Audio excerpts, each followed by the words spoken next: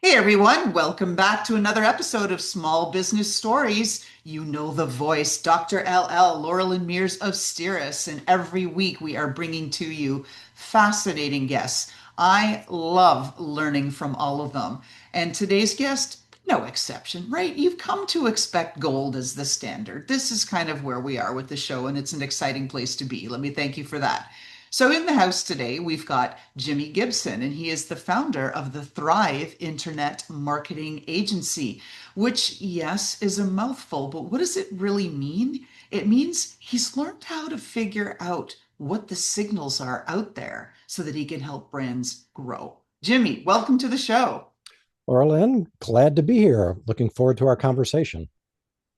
Excellent. So, one of the things that a lot of people that have dug into you and who is, oh, Jimi Gibson and what's gone on behind the scenes here, you were slash are a professional magician, but you morphed into a marketing strategist. And so, what I want to ask is how this mindset and psychology of magic informed what you do and how you think about brand communication and storytelling. Yeah, absolutely. And then also just want to set the record straight. I didn't found Thrive. That's Matt Bowman, but the founder did come to me, which we may get into later, about a year ago and wanted me to be the face of the brand. And so that's an interesting twist that we might dig into. But Oh, yes. um, yeah, the whole thing about magic is a great conversation starter. And that's where we're going to start today. I was digging through some boxes a couple of years ago and I found this membership card, the Merlin's Mail Order Magic Club. Yes, there was a day when you couldn't just hit the Prime download order on Amazon. You actually had to wait 6 to 8 weeks. But I flipped the card over and I did some quick math. I was 4 years old when I was a member of that Merlin's Mail Order Magic Club. And I got to thinking, wow, that is pretty early to get addicted to something. Um, and so I just loved it. I don't really know whether it was the fact that I knew something that somebody else didn't know, whether it was sort of class clown morphed into magician with a top hat and cape that I wore to the grocery store with my mom.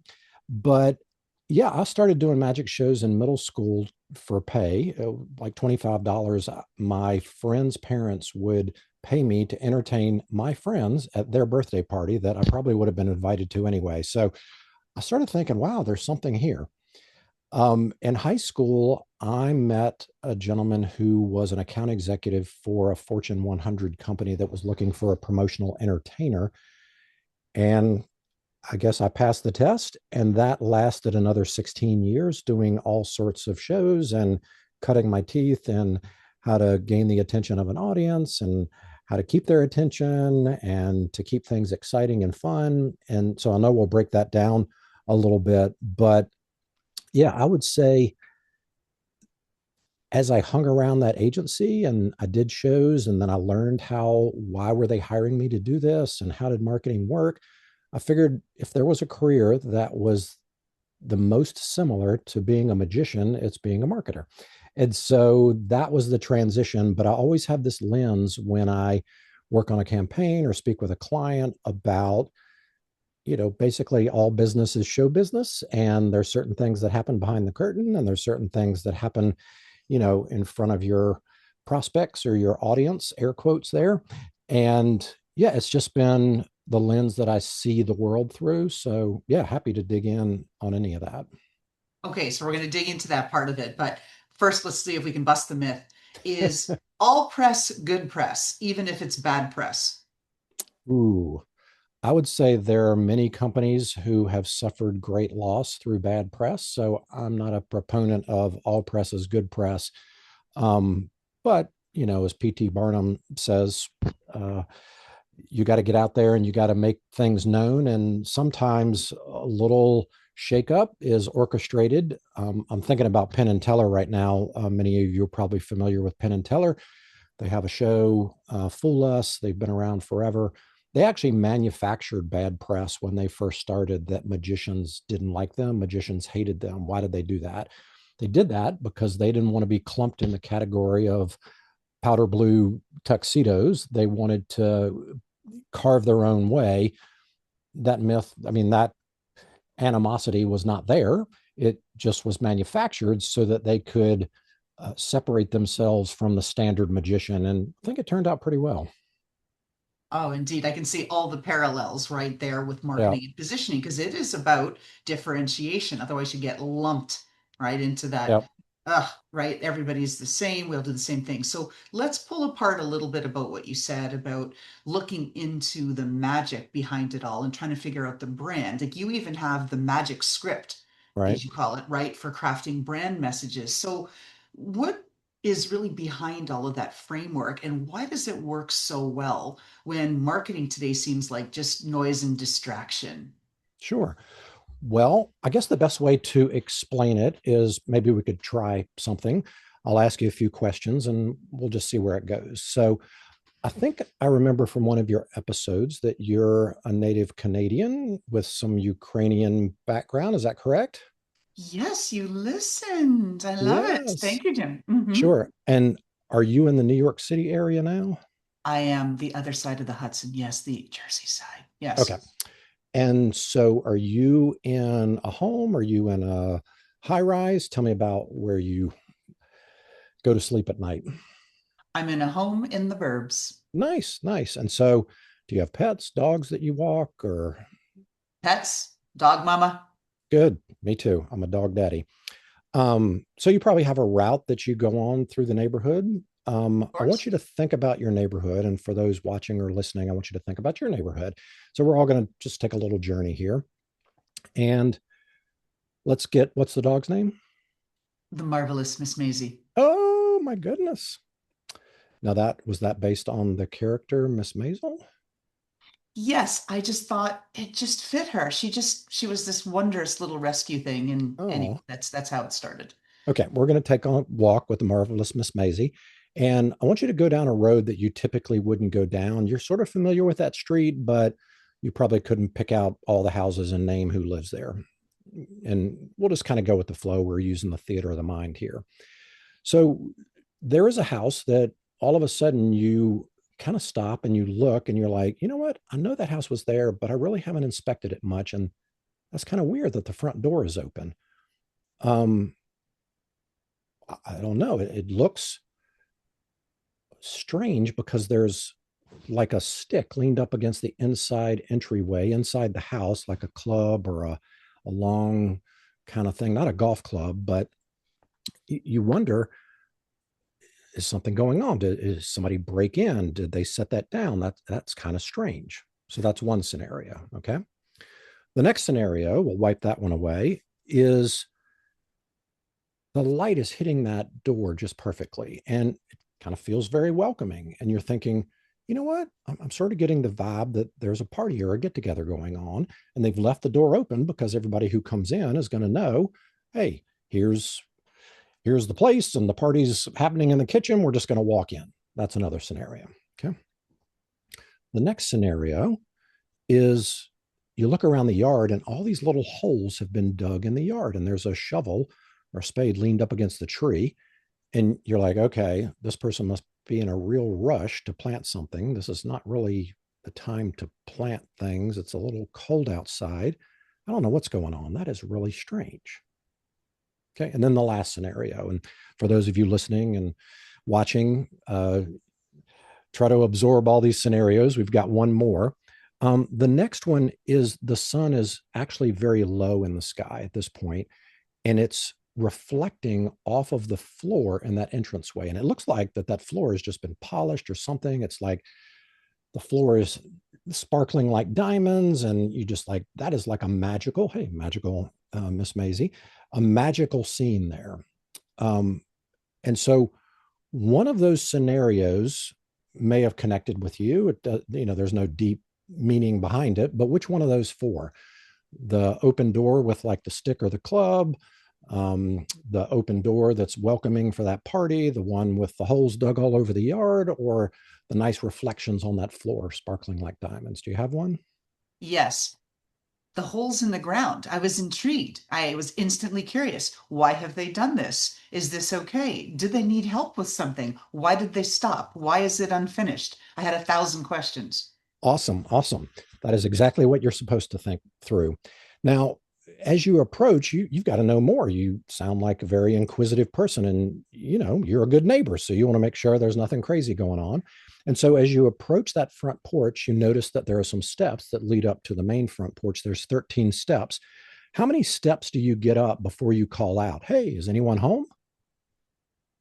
I would be starting to do it from the baseline before I even took the first step, just respecting there's a boundary, that's their property, it's not mine, and really trying to balance help with, I guess, overstepping literally Okay. my place.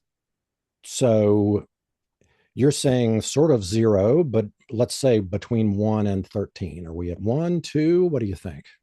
Oh, one, two, like within the first step or two, again, I'm saying, like, hey, hello, hello, are you okay? What's going on? Just, I'm your neighbor, just checking in, right? Okay.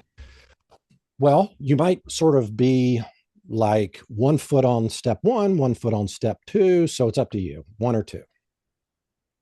One. 1. Okay. Well, what's interesting, and I don't know if you saw this or not, but there's a deck of cards right behind me on the table. Yes, I see. I'm going to keep these in frame. And for those of you who are listening and not watching, I'm basically holding up a deck of cards. Um, In a box. in a box. I'm taking these cards actually out of the pack, and I'm going to run through those.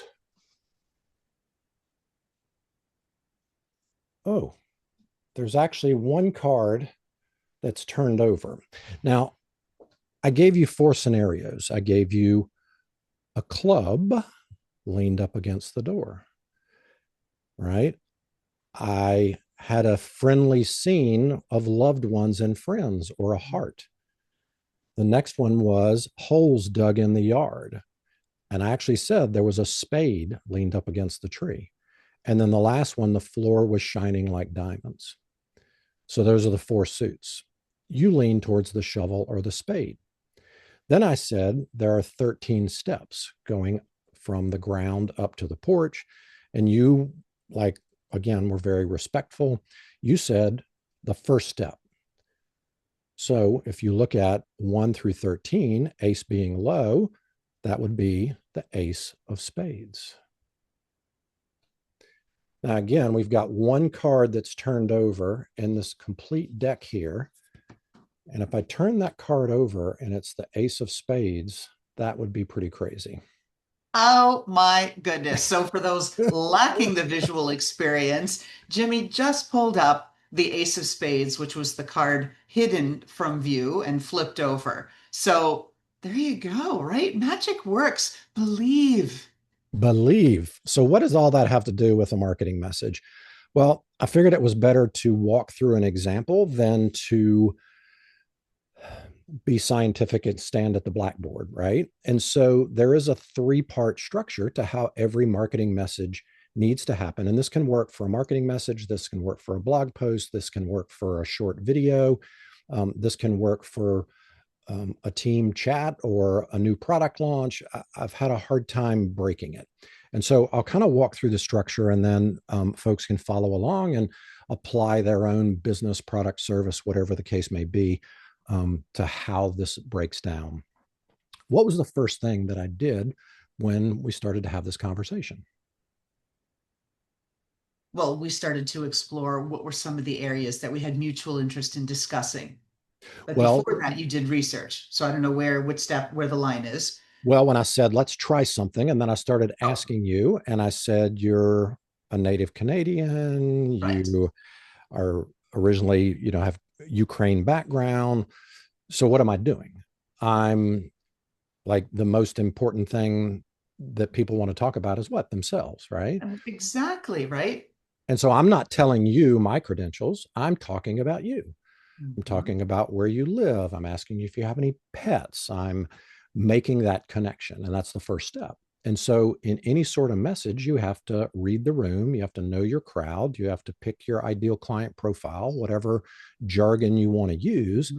Just like a magician walks out on stage and they make a comment about the theater, they may point to somebody in the front row. That's a connection point. And what's happening is the brain chemistry activates oxytocin. And that's a neurotransmitter that actually is that feel good relationship. They call it the love chemistry or the friendship chemistry. And that makes you feel relaxed. Like this is something kind of cool. I'm interested in where this goes. Okay. And so that's the first point at which you get permission to move to the next step. Now, after we went on our walk, I asked you to find a house. And then we went through these four scenarios that probably were a little bit crazy. What was going through your mind as you were experiencing these four different scenarios? I was trying to figure out where you were trying to take me. I was trying to anticipate the next, right, the next step. Yeah. And so that's activating curiosity. Now, I believe that's the one thing that's missing in many communications before. Everybody wants to establish rapport and then they want to go straight for the close, right? But to keep your audience intrigued and interested, we sort of have to tease this curiosity. Now, I know we're doing a podcast interview. This can't go on forever. Forever, I have to have some sort of time frame that's appropriate, right?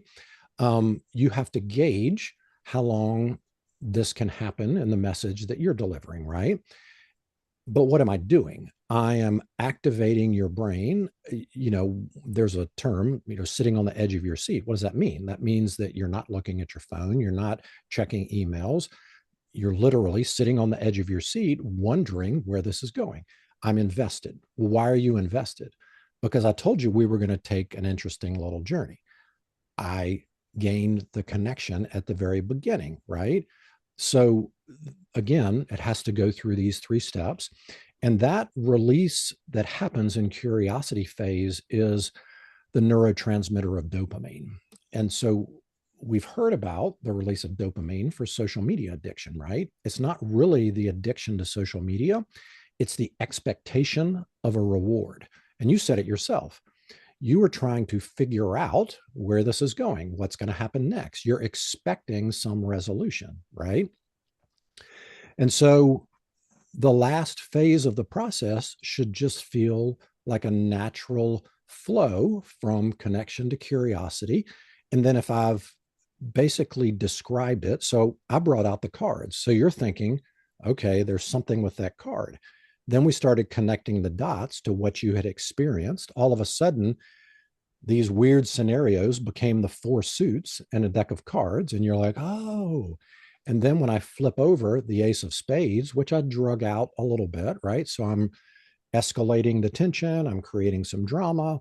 The ace of spades is that conversion point or the climax of the trick. And then that's the serotonin, that's the feel good neurotransmitter that's like, oh, everything is okay. The world is great. The magic happened. And so if you don't follow this specific structure, you sort of feel cheated. You don't feel like it's a complete package. Now, the interesting thing related to all of these is there are 13 magical effects. If you boil them all down, they can be an appearance, a transformation, a transposition, mind reading. You have to know what is the magic trick that you are performing for your prospect or your audience or your employee or your team or whatever the case may be. And you have to stay focused on that one magic trick throughout the course of each one of these stages, or the audience gets confused. And we've all seen marketing messages that try to cram everything into one. And so that's the basic structure of the magic script, how it works, why it transfers very easily from a magic performance to a marketing or any kind of message that you want to give. And so I know I unloaded a lot there. Maybe you could tell me how you were feeling through the process. Does all of this make sense? Yeah. In a nutshell, where I was in the experience was having spent my whole life taking the complexity of whatever it is system, breaking it down to simplify it so I can explain it to Yep. others. I was thinking, wow, this is such a brilliant demonstration because you're talking about the arc of everything from the feelings to the technology to the process to the thing to get me to the outcome, which is the desired and intentional thing that you want as the brand, as the vendor, right? To Right. call to action, right? Buy my thing, do this next thing. And so I was just sitting here fascinated going, well, I'm along for the ride, even though I am the participant taking the ride, right? It was fun. Yeah. I loved it. Good, good. Well, I think it is something that people can apply to, I mean, if you're trying to engage your team in a Monday morning meeting, what are you going to do? Well, you need to make a connection. What did they do over the weekend? Pick somebody out, ask them what they did. If you're trying to, and you asked earlier, is all publicity good publicity, or can it be, bad news? Can that also be good? Um, if you're looking at trying to improve your last quarter results and they stunk pretty bad, what are you going to do? You're going to acknowledge the fact, you're going to connect with the team, and you're going to say, wow, you know what, Sue, you did your best. I know that XYZ happened, but these are the external conditions that we had no idea we're going to pull the rug out from under us. So what have you done at that point? You've made a connection with somebody on the team. Everybody's aware of what's going on. Now, how are you going to raise curiosity?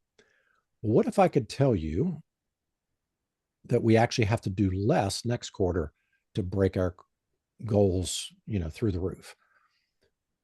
Well, what have I done? I've elicited curiosity. And that phrase, what if, are the magic words.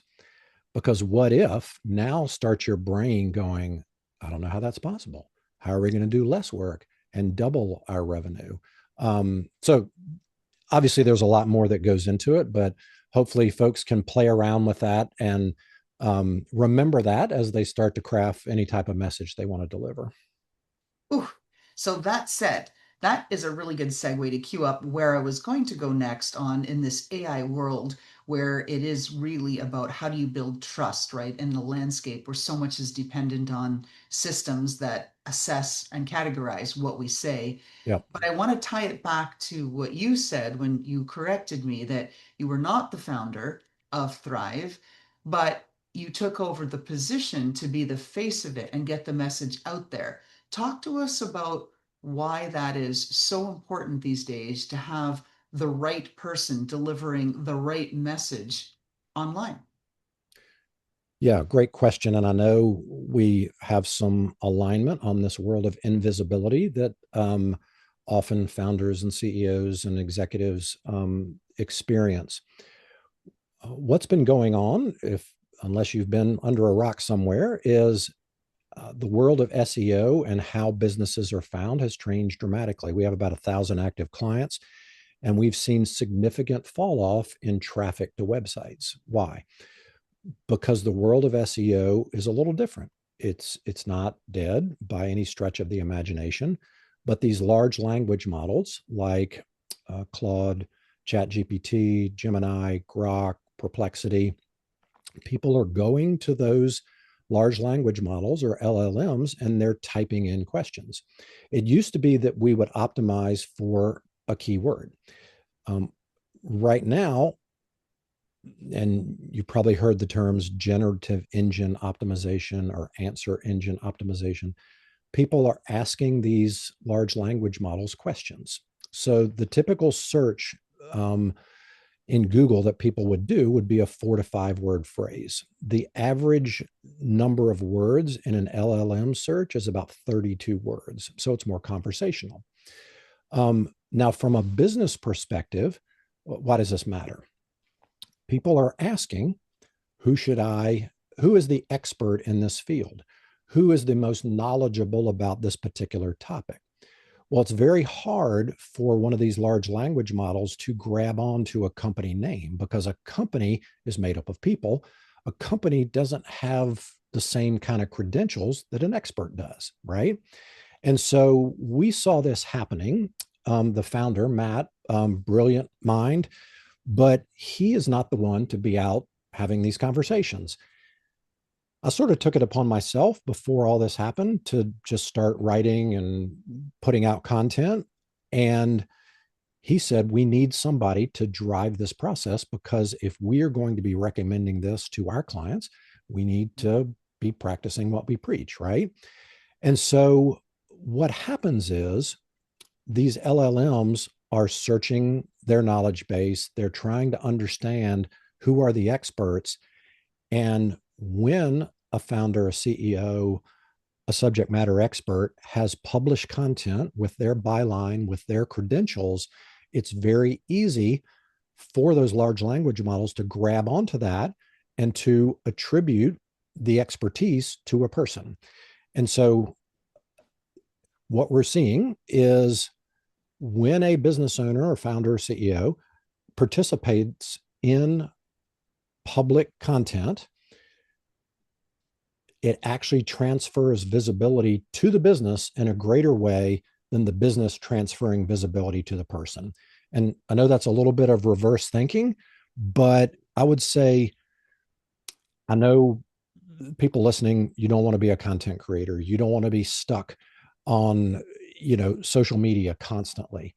There are things that you can do that won't require you to do that. Search Engine Journal actually published a study back in November that says if an executive, now make sure you understand, posted on LinkedIn 10 times a year, not 10 times a month, 10 times a year, their referral volume would increase 30% and they would get higher ticket deals, like 10 times a year. Doesn't mean you have to do it. You can have a ghostwriter within the company help you do that. There are plenty of services that will allow you to do that. But don't rely on ChatGPT to create some generic slop. Make sure that it is educational, it shows your experience, you demonstrate your authority, you gain trustworthiness through that process, and you will rise above the people who are either not participating or relying on the easy button of ChatGPT to create a blog post that says nothing. And then contributing to the whole high volume factor, because then you yourself create the noise that you're trying to Yep. separate yourself from, and then Right. you become invisible. Nobody can see you. Yep. It's that whole thing when you go to a meeting. I always think back about several of the people that I've worked with, worked for, had clients, da da da. There's all these people that stand out. And there's only a handful where they were people of few words. And they Yep. sat there listening, absorbing, digesting, processing, thinking, contemplating. And then they'd wait, like the 58 minutes of the meeting would go by. And then, right, they take Yep. everybody out at the knees with that tremendous insight. And Right. that's the same thing, like to your example of the person who's posting, or not posting on LinkedIn 12 times a year gets higher volume, higher quality deals because they are speaking exactly to what people want to hear and flexing their authority rather than trying to drown us in it to pretend it's there. It's that's the whole thing. Yeah. You And know it. when you speak that way, people will link to that content. That content will be distributed. And that's really what these large language models are looking for. You need to pick three things that you talk about and make sure that gets distributed in a wide variety of places.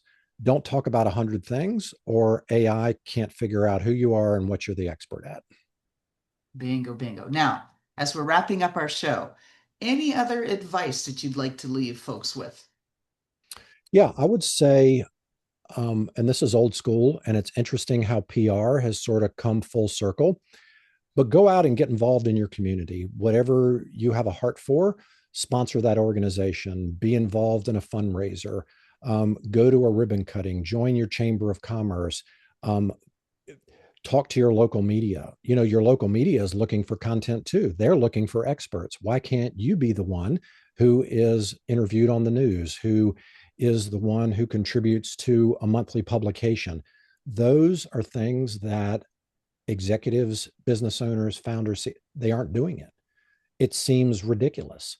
But when you do that, those are third party validation signals that are way more valuable than you posting on social media 100 times a month And so that would be a hack that has nothing to do with digital marketing, but it has to do with visibility and having people understand what you care about. And yeah, it makes a difference.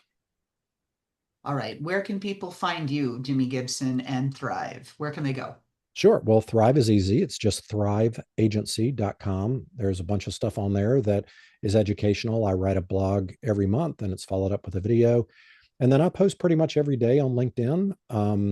My name is spelled a little bit differently, so I'm sure there'll be a link in the show notes. But yeah, just connect with me on LinkedIn if you have a question about the show or anything that we've talked about. I'm happy to let you know my opinion on it and maybe steer you in the right direction.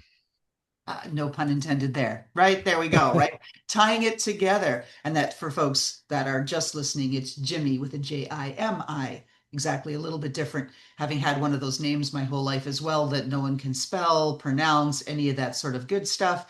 I get it. Right. Now, Thank you. last question before we wrap up the show. Since you've done your research and you have listened, you know we have asked hundreds of people this question.